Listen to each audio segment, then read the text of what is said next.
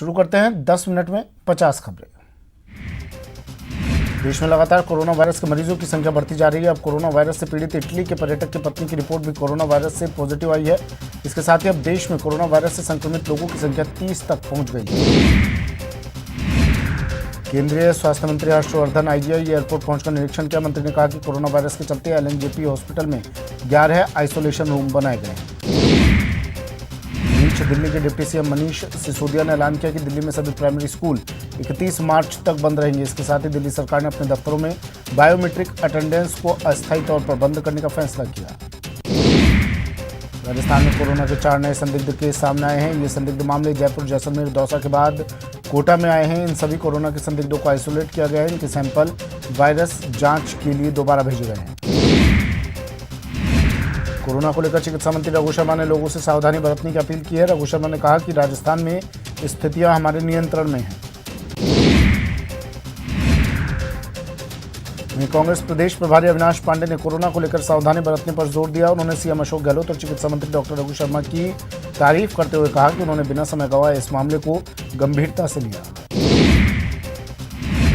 Corona virus को देखते हुए कोटा में चीन से लौटे मेडिकल छात्र का जांच के लिए दोबारा सैंपल लिया गया। हालांकि जांच रिपोर्ट नेगेटिव आई है। एहतियात के तौर पर दोबारा छात्र के सैंपल लेकर जयपुर भेजे गए हैं। कोटा में विदेश से आए 2 लोगों को कोरोना संदिग्ध मानते हुए एमबीएस अस्पताल के आइसोलेशन वार्ड में भर्ती किया गया है। भिलवाड़ा में कोरोना वायरस की रोकथाम के लिए आपात बैठक बुलाई गई, जिसमें कोरोना वायरस से बचने के लिए चर्चा की गई। साथ ही अस्पताल की व्यवस्थाओं पर भी मंथन हुआ। कोरोना वायरस की पुष्टि होने के बाद मास्क को लेकर कालाबाजारी शुरू हो गई है। मेडिकल स्टोर्स पर ज्यादा दामों पर मास्क मिल रहे हैं। बांसवाड़ा में भी कोरोना को लेकर चिकित्सा विभाग अलर्ट मोड पे है। कोरोना से बचाव के उपाय के लिए कलेक्ट्रेट सभागार में बैठक बुलाई गई, जिसमें अधिकारियों को आवश्यक दिशा निर्देश दिए गए। निर्भया के गुनहगारों को 20 मार्च को फांसी दी जाएगी। दिल्ली की पटियाला हाउस कोर्ट ने नया डेथ वारंट जारी किया। दोषियों के पास सारे कानूनी विकल्प खत्म हो चुके हैं। चौथा डेथ वारंट जारी होने पर निर्भया की मां ने कहा कि चौथी बार डेथ वारंट जारी किया गया है। मुझे उम्मीद है कि डेथ वारंट फाइनल होगा और इसी दिन इन गुनहगारों को फांसी दी जाएगी। गुनहगारों के वकील एपी सिंह ने मीडिया पर अपनी भड़ास निकाली है। गुनहगारों के वकील ने जज से पूछा, कितनी बार फांसी दोगे? दिल्ली के नॉर्थ ईस्ट इलाके में भड़की हिंसा में मरने वालों की संख्या बढ़कर 53 हो गई है। गुरुवार को 32 वर्षीय नरेश सैनी की मौत हो गई। हिंसा के दौरान उन्हें गोली लगी थी। नागरिकता संशोधन कानून के खिलाफ प्रदर्शन के दौरान हुई हिंसा के बाद यूपी सरकार की कार्रवाई जारी है। सीएम योगी आदित्यनाथ के आदेश पर उपद्रवियों के पोस्टर लखनऊ के चौराहों पर लगाए जा रहे हैं। रिजर्व बैंक ऑफ इंडिया ने नकदी संकट से जूझ रहे यस बैंक से निकासी की सीमा तय कर दी है।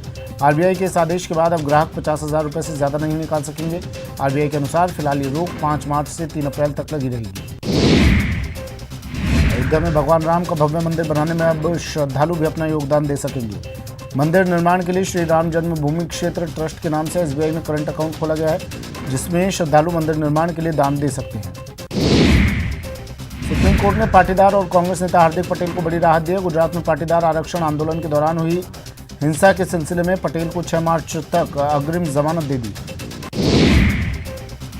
पीएनबी घोटाले के फरार आरोपी नीरव मोदी की ईडी द्वारा जब्त की गई सामानों की नीलामी पूरी हुई। ये नीलामी सैफरन आर्ट संस्था द्वारा कराई गई। 3 और 4 मार्च को जब्त किए गए सामानों की ऑनलाइन नीलामी हुई।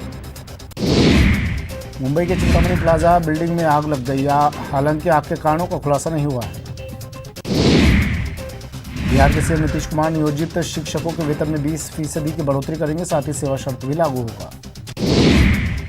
होली से पहले एक बार फिर मौसम में करवट बदली है और अब दिल्ली एनसीआर में बारिश के साथ ही तेज हवाओं का दौर शुरू हो गया है।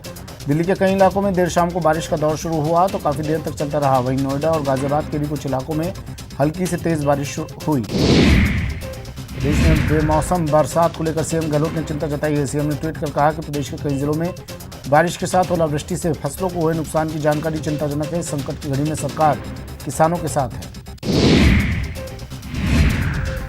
राजधानी सहित प्रदेश भर में तेज बारिश के साथ ओलावृष्टि हुई, जिससे किसानों की फसल तबाह हो गई। वहीं किसानों की समस्या पर बीजेपी प्रदेश अध्यक्ष सतीश पूनिया ने प्रेस वार्ता की।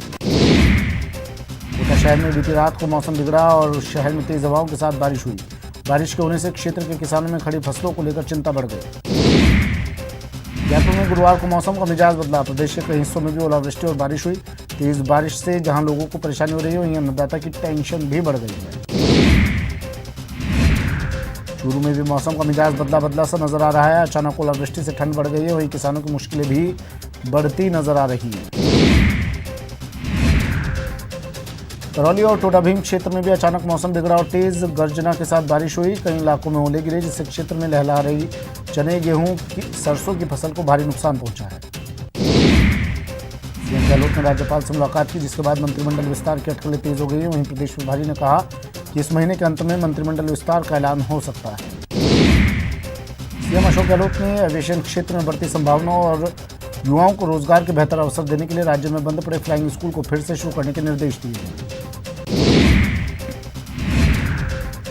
लंबे इंतजार के बाद राजस्थान हाईकोर्ट को 6 नए जज मिले। अब हाईकोर्ट में कुल 27 जज हो गए हैं, लेकिन अभी भी 23 जजों के पद खाली हैं।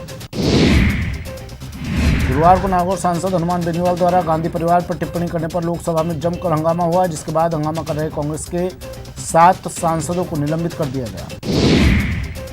नीदड़ में छठे दिन भी जमीन समाधि सत्याग्रह जारी है। 21 महिलाएं और 30 पुरुष नीदड़ बचाओ के लिए लगातार सत्याग्रह कर रहे हैं। फिलहाल किसानों को मंत्रिमंडलीय समिति के गठन की सूचना का इंतजार है।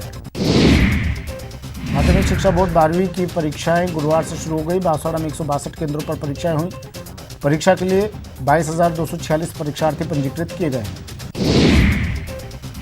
झालावाड़ में पुलिस ने अवैध मादक पदार्थ तस्करी के खिलाफ कार्रवाई की और बाइक सवार तस्कर के कब्जे से 60 ग्राम स्मैक बरामद किए। अंतर्राष्ट्रीय बाजार में इस स्मैक की कीमत करीब 6 लाख रुपए बताई जा रही है। कारा के छबड़ा में विवाहिता की आत्महत्या का मामले में परिजनों ने ससुराल पक्ष पर हत्या का आरोप लगाया। उन्होंने कहा कि दहेज से प्रताड़ित होकर विवाहिता ने आत्महत्या की है।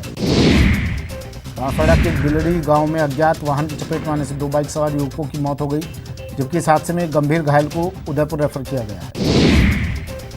माउंट आबू में प्रशासन ने बड़ी कार्रवाई करते हुए 6 होटलों को सीज किया। सीज किए गए सभी होटल कृषि उपयोगी भूमि पर बने हुए हैं, जिनमें अवैध रूप से व्यावसायिक गतिविधियों को संचालित किया जा रहा था। धौलपुर में 2 बाइक सवार बदमाशों ने हथियारों के बल पर जियो कंपनी के सेल्समैन से 7,000 नकदी से भरा हुआ बैग लूट लिया। वहीं इस घटना से इलाके में सनसनी फैल गई। सिरोही के एक होटल में काम करने वाले एक नौकर की संदिग्धावस्था में मौत का मामला सामने आया है। मौके पर पहुंची पुलिस ने शव को कब्जे में लेकर पोस्टमार्टम के लिए भेज दिया है। गंगानगर की राजियासर पुलिस ने मादक पदार्थों के खिलाफ बड़ी कार्रवाई हासिल की है। पुलिस ने कार्रवाई करते हुए 1 क्विंटल 10 किलो पोस्ट और 20,000 नशे की गोलियों के साथ एक आरोपी को भी गिरफ्तार किया है। टोंक में उत्तराखंड से पति की तलाश में आई एक महिला का बैग चोरी हो गया, जिसके बाद पीड़ित महिला की मदद एक सामाजिक संस्था ने की और पीड़ित की घर वापसी का प्रबंध किया।